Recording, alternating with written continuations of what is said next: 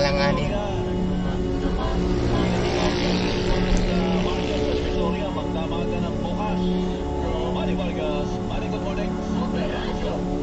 Ano sa'yo? Magandang sa'yo kaya meron sa mga puso natin. 13 days bago nga ang Pasko, halos wala nang pag-asara yung ilan sa mga pwesto dito sa kahabaan ng Recto Avenue sa Copiran Divisoria dito sa lungsod ng Maynila. Ito ayon sa kanila ay para mas makapagbenta lalo at halos 24 oras din naman ang aktibidad ng mga kababayan natin sa mga ginito ng Maynila.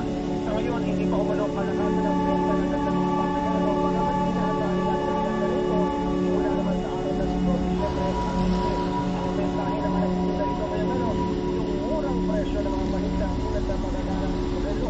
Kaya makikita ng mga kapuso natin yan kung saan talaga yung mga brand ha. Naman ang napagbisitahan ninyo, iba o kahapon, may lutin. Ayun, may lutin. Kasi ito yung mga pinakamura na pag-iipan regalo. 100 pesos naman, relo. Ay, oo, 100 hanggang 150 pesos. At ang matindi dyan, aba, may water resistant yan. Water resistant ba yan? Oo, sa naulan, hindi mo po po ay mahina na masira kapag matagal ng ulan. Huwag mo lang inuubog sa tubig ha, ibang bagay na yun. Water resistant yan. Hindi waterproof. Iba yung waterproof. Huwag na inuubog. Yan. May mga damit yan. Ito, hindi hinahanap ng marami. May mga damit yan na for 100. Yan ang mga pampangan. Maganda yung relo na yan. Kahit makakuha ng statue yan. Ay, totoo. Ito yan.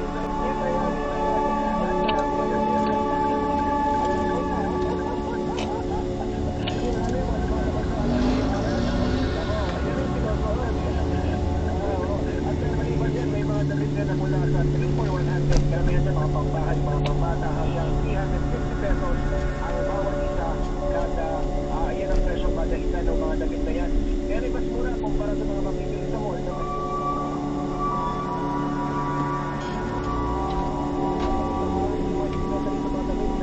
tulad na lamang ng mga galing sa Itay sa Nanabigan Rizal, mga patayan noon na dinalang pa dito sa Maynila para lamang ibenta. So narito yung ilan sa mga nakausap natin ngayong umagang ito sa bahaging ito ng Divisoria.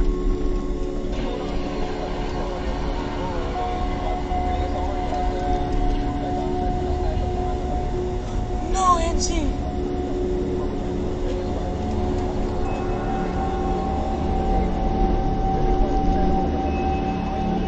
Major or the minor? Critical or the major?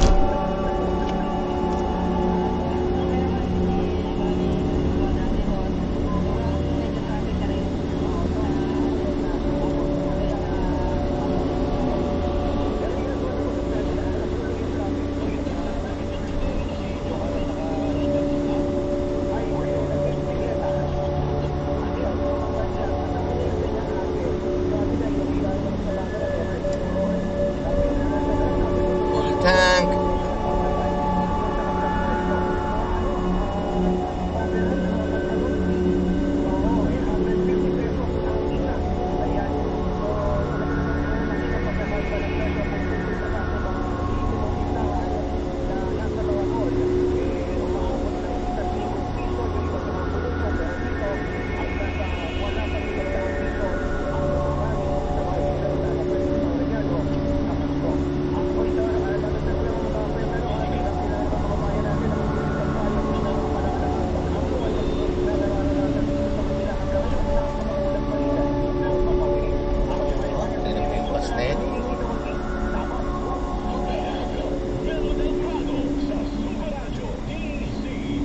Wala siyang takot.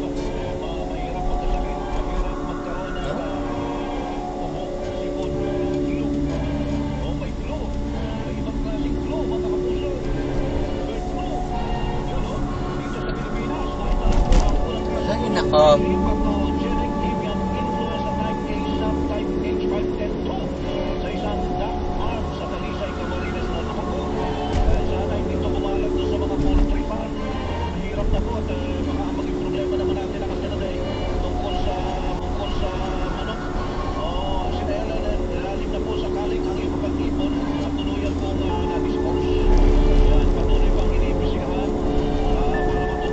What?